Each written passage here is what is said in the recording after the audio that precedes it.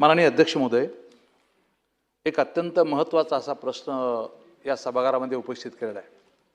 माननीय मुख्यमंत्री महोदय सुद्धा या ठिकाणी हजर आहेत। माननीय मुख्यमंत्री महोदय, जे हातात पुस्तक आणि पेन पाहिजे त्या हातामध्ये खंजर आणि पिस्तूल यायला लागलं। केवळ हा कायदा आणि सुव्यवस्थेचा प्रश्न नाही अध्यक्ष महोदय, या भविष्यातील पुढच्या पिढ्याचा प्रश्न अध्यक्ष महोदय। आणि अशा गुन्ह्यामध्ये अल्पवयीन मुलांचा फार मोठ्या प्रमाणामध्ये सहभाग या ठिकाणी आढळून येऊ लागलेला आहे। मी जो प्रश्न या ठिकाणी उपस्थित केला अध्यक्ष महाराज, त्यामध्ये 8 मुलं हे दोषी किंवा त्यामध्ये अटक केल्या गेले। कायद्याच्या चौकटीमध्ये अध्यक्ष महाराज कायदा एवढा किचकट आहे की त्या अल्पवयीन मुलासमोर पोलिसांनी ड्रेस घालून जायचा नाही, पोलीसच्या गाडीमध्ये त्याला घेऊन जायचं नाही। आणि मग अशा गोष्टीमुळं आता ह्या टोळ्या सक्रिय झाल्या आणि टोळ्या ह्या सर्व अल्पवयीन मुलाचा वाळूमध्ये, दारू विक्रीमध्ये, बटन गोळ्यामध्ये, बाकी नार्कोटिक या सर्व बाबीमध्ये या सर्व मुलांचा वापर टोळ्या या ठिकाणी करू लागलेल्या आहेत। त्यामुळं अल्पवयीन मुलांचा सहभाग हे स्वतःहून अल्पवयीन मुलं करत नाहीत अध्यक्ष महाराज, या टोळ्या करतात। त्यामुळे त्या सर्व टोळ्या शोधल्या जातील का, त्यावर मोकोका दाखल केला जाईल का? दुसरी गोष्ट अध्यक्ष महाराज, की जालना जिल्ह्यामध्ये स्वतंत्र क्राईम मॅपिंग हे केली जाणार आहे का? क्राईम प्रिव्हेंशन ॲक्शन प्लॅन तयार केला गेला का? अशा टोळ्या उद्ध्वस्त करण्यासंदर्भात या सर्व बाबीची गरज या ठिकाणी लागणार आहे। अध्यक्ष महाराज, कायद्याचं राज्य, माननीय देवेंद्र फडणवीस साहेब राज्याचे मुख्यमंत्री आहेत, त्यांनी खूप चांगले अधिकारी नाशिकला कर्णिक नावाचे अधिकारी दिले अध्यक्ष महोदय। आणि संपूर्ण राज्याने बघितलं की नाशिक जिल्हा कायद्याचा बालेकिल्ला, थोडीशी मोकळीक द्या माननीय मुख्यमंत्री महोदय। विश्वास पाटील नागरे तुम्ही नागपूरला घेतले, तेही त्याच धर्तीवरचे आहेत।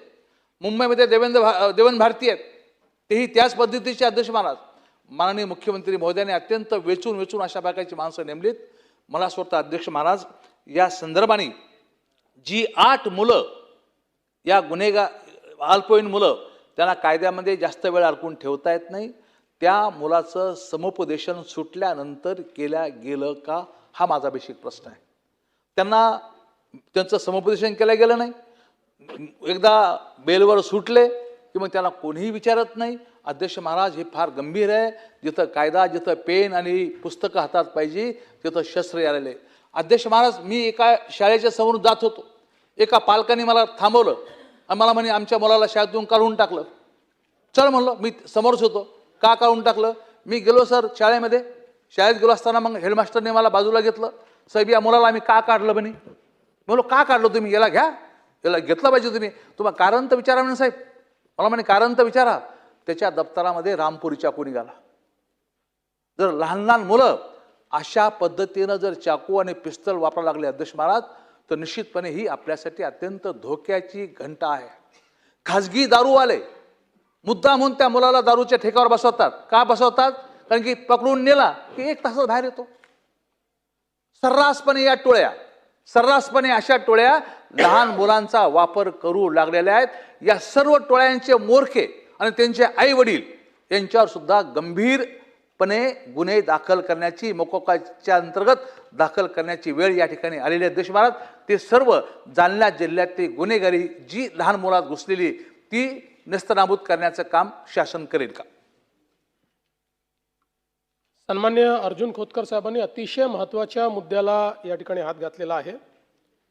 या ज्या 8 घटना जालना जिल्ह्यात घडलेल्या आहेत, त्याच्यामध्ये कुठेही टोळी दिसत नाही आहे, त्या वैयक्तिक घटना आहेत। त्यांच्या परिवारातले काही म्हणजे दुर्दैवी आहे की आईचंच प्रेमप्रसंग पाहिला आणि त्यात त्यांनी केलं वगैरे, असे वाईट काही गोष्टी आहेत। पण खोतकर साहेबांनी जो विषय मांडलेला आहे तो मला असं वाटतं अतिशय चिंतेचा विषय आहे। कारण हे ट्रेंड्स नव्याने आपल्याला लक्षात येत आहेत की काही गुन्हेगारी टोळ्या अशा प्रकारे, कारण आपल्याकडे विधी संघर्षित बालकं जी असतात म्हणजे 18 वर्षाच्या आतली, त्यांच्यावर आपल्याला वेगळ्या कायद्यांमध्ये त्यांना प्रॉसिक्यूट करावं लागतं, त्यांना जेलमध्ये ठेवता येत नाही, त्यांना बालसुधारगृहात ठेवावं लागतं, त्यांना तेवढी सजा आपल्याला देता येत नाही। याचा फायदा घेऊन काही प्रमाणात अशा पद्धतीनं त्यांना पैसे द्यायचे, त्यांच्याकडनं क्राईम करून घ्यायचा, अशा गोष्टी नजरेस येत आहेत। खरं म्हणजे आपला जो बालगुन्हेगारीचा कायदा आहे, या कायद्यामध्ये अशा पद्धतीनं जो करवून घेणार आहे त्याच्यावरही लायबिलिटी दिलेली आहे, त्याच्यावरही आपण कारवाई करू शकतो. पण मला असं वाटतं की आपण ज्याप्रमाणे म्हटलं, आज आवश्यकता ही आहे की हे कायदे अधिक कडक करण्याची गरज आहे. त्यामुळे निश्चितपणे आपण या ठिकाणी जे सुचवलेलं आहे त्या पद्धतीनं जे लोक बालकांना गुन्हेगारीला प्रवृत्त करतील किंवा डायरेक्टली इनडायरेक्टली त्यांचा यूज करतील, अशा लोकांना जी काही शिक्षा आहे त्या शिक्षेतही वाढ करण्यात येईल.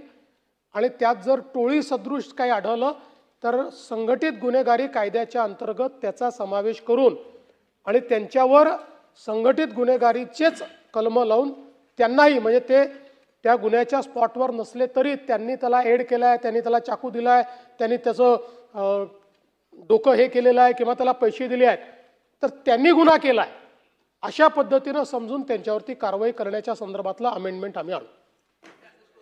पुढे बोलायचं आहे. हे वय 16 करता येईल का माननीय मुख्यमंत्री मध्ये? हे वय 16 जर केलं ना अध्यक्ष, माझा फार मोठा प्रश्न निघाला. नाही, 12 याच्यामध्ये करा साहेब, खरंय.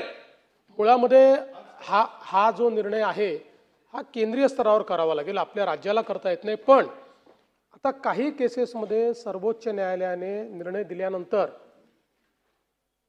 ज्या अतिशय ग्रीवियस केसेस असतात, म्हणजे खून आहे, बलात्कार आहे, अशा केसेसमध्ये 16 वर्षाच्या वरची जी मुलं आहेत यांना संज्ञान समजण्यात यावं असं कोर्टाला अर्ज करता येतो. आणि कोर्टाला जर वाटलं की हे संज्ञान आहेत, म्हणजे यांच्या सायकोलॉजिकल जे काही त्यांचं वागणं आहे त्यात ते संज्ञान आहेत, तर त्यांना 16 वर्षाच्या वरच्या मुलालाही 18 वर्षाच्या वर आहे असं समजून त्या ठिकाणी त्याला ट्राय करता येतं. त्यामुळे ही आता न्यायालयानेच व्यवस्था केली आहे. तथापि केंद्र सरकारला देखील, म्हणजे ज्यावेळेस आता आमची माननीय गृहमंत्र्यांसोबत गृहमंत्र्यांची जी बैठक होईल त्यात हा मुद्दा मी निश्चित मांडेन.